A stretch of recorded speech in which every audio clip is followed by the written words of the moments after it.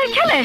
মানে আমি বেঁচে থাকতে একটা খুনির ছেলের সাথে আমার শালুর সম্পর্ক আমি কিছুতেই মেনে নেব না। আসসালামু আলাইকুম বিয়ান শাহ। আলাইকুম আসসালাম বিআই শাহ। যে নিষ্ঠুর বাবা অসুস্থ সন্তানকে ডাস্টবিনে ফেলে দেয়, চার চৌধুরীকে খুন করে তার বিষয় সম্পত্তি ব্যবসা বাণিজ্য সব দখল করে ভোগ বিলাসে মত্ত হয়ে ওঠে। অভিশপ্ত,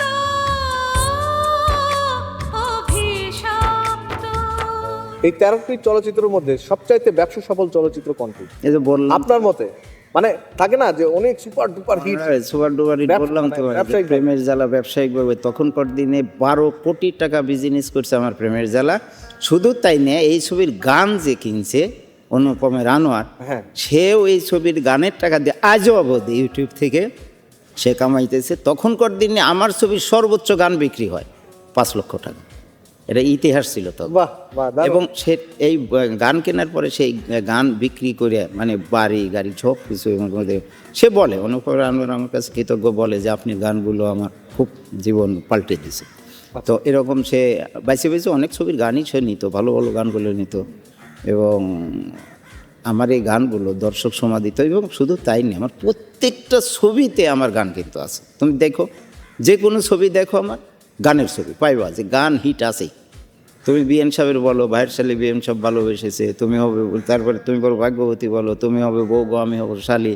হ্যাঁ, মানে অনেক, প্রত্যেকটা ছবিতে 2-3টে করে সুপার সুপার হিট গান আছে। তো প্রেমের তুমি শুধু আমারে আছে, তুমি কি সেইতেও আছে, মানে গানের ছবি সবগুলো, গান, গল্প, সামাজিক সব কিছুই আছে। প্রেমের জ্বালা চলচ্চিত্র যখন আপনি প্রথম ছবি, এই ছবিটি আপনি কনসেপ্ট চিন্তা করেন কিভাবে এবং আসলে এই ছবির behind the- এই ছবি প্রেমের জ্বালাটা হয়েছে কি, যে আমার মাথার ভিতরে একটা জিনিস ছিল, বিএন। কারণ আমার একটা বিএন ছিল, ওটা মানে খুলনার খুব করে তার। আচ্ছা। তো এই বিএন নিয়ে মাথার ভিতর সবসময় একটা খেলা খেলতাম।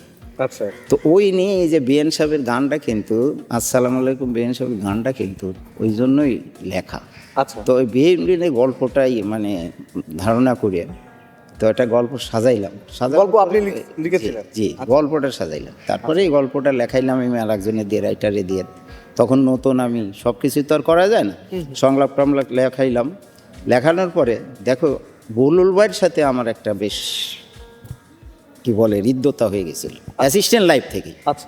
অ্যাসিস্ট্যান্ট লাইফে হান্নান ভাইয়ের সাথে যখন কাজ করি, হান্নান ভাইয়ের ছবিতে একটা গান আছে যে অনেক সাধনার পরে, হ্যাঁ, আমি পেলাম তোমার মন। জি, এই গানের কথাটা কিন্তু ছিল, 7 সমুদ্র 13 নদী পেরিয়ে গহীন বন, এলাম তোমার লোকালয়ে অনন্য এক মন। তা আমার এটা কঠিন লাগলো দেখে আমি 4 লাইন লিখে বলবার দেখাইলাম। প্রডিউসার ছিল আমাদের হলো মানে এটিএন বাংলার চেয়ারম্যান সাহেব, মাহফুজ সাহেব, ওনাকে বললাম, তখন গান রেকর্ডিং করে ফেলছিল। তো ভাই মারা গেছে, আল্লাহ তার ব্যস্ত নতুন করুক। পরে ওই গানের 4 লাইন আমি লিখে দিলে বুলুল ভাই এটা চেঞ্জ করে দিল, ওই কঠিন কথাটা বাদ দিয়ে এটা যখন দিল, তখন গানটা super hit. Super duper hit হয়ে গেল। তো বুলুল ভাই বুঝতো যে আজাদের মাথায় গান আছে, ব্রেন আছে, তো ও লিখতে পারে, বুঝাইতে পারে, যার জন্য তার সাথে একটা হয়েছে। দেখো যে প্রেমের জ্বালাতে আর একটা গান আছে, সাগরের মতোই গভীর, আকাশের মতোই অসীম। সাগরের মতোই গভীর, আকাশের মতোই অসীম। আমার এই প্রেম আমি তোমাকে দিলাম। তোমারই আছি আমি তোমার। তোমার এটা তোমারই আছি আমি, তোমারই ছিলাম। Super hit. সুপার হিট মানে সেই লেভেলের। ওই ছবিতে দেখো প্রত্যেকটা গান, বিএন সাহেবে দেখো, মানে তার সাথে আমার এমন একটা হয়ে গেছিলো, আমার ভাষাটা বুঝতো। এবং 1 দিন না, 2 দিন না, 3 দিন না, প্রত্যেক তুমি বড় ভাগ্যবতী যে কয়টা গান দেখবা, এই গানগুলো চালায়, দেখবা যে গান হিট। বিএন সাহেবের গানগুলো দেখো, গানগুলো হিট। আমার একটা গান বিএন সাহেবেও লেখা আছে যে স্বপ্ন দেখতাম যে বিএন নিয়ে বাংলাদেশে একটু বিনোদন দেওয়া, তো জাস্ট জি জি যে বিনোদন দেওয়া।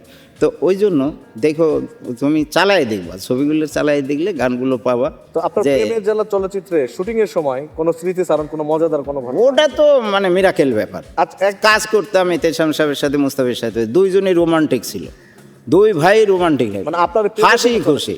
তো প্রেমের জ্বালা ছবিতে অনেক মজা করছি, যেমন একটা- শাবনূর আমার মেয়ে, হ্যাঁ হ্যাঁ, তা নতুন ছিল, তাকে তো হাতে করছি, জানোই তো, জি জি জি। তোমরা সবাই জানো, হাতে করছি, অভিনয় শিখাইছি তারে, 12 বছর দীর্ঘ আমি তার শিডিউল টিডিউল দেখাশোনা করা, ছবি নেওয়া, সব কিছু করছি।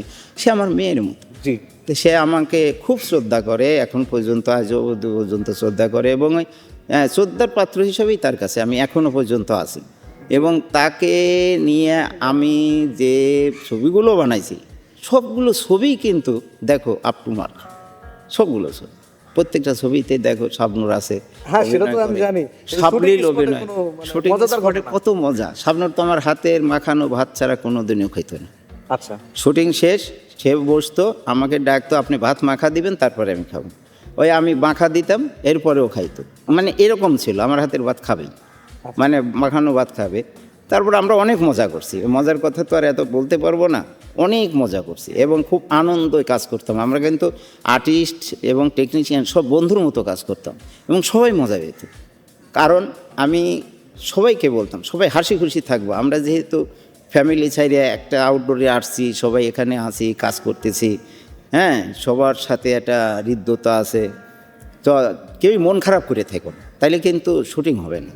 রোমান্টিক ছবি বানাইতেছি, সবাই হাসি খুশি থাকবে, দেখবা ভালো হয়ে যাবে। প্রত্যেকটা আর্টিস্টও আমার সহযোগিতা করতো, সব কিছু করতো সব সময়। তো এভাবে আনন্দ করেই আমরা কাটাইছি। যে নিষ্ঠুর বাবা অসুস্থ সন্তানকে ডাস্টবিনে ফেলে দেয়, বুক বিলাকে বাধ্য হয়ে ওঠে, সে আমার বাবা হতে পারে না। ওই সম্পত্তি সব তোমার কাছ থেকে উদ্ধার করতে। এই সম্পত্তি তুই আমার কাছে উদ্ধার করতে পারবি না।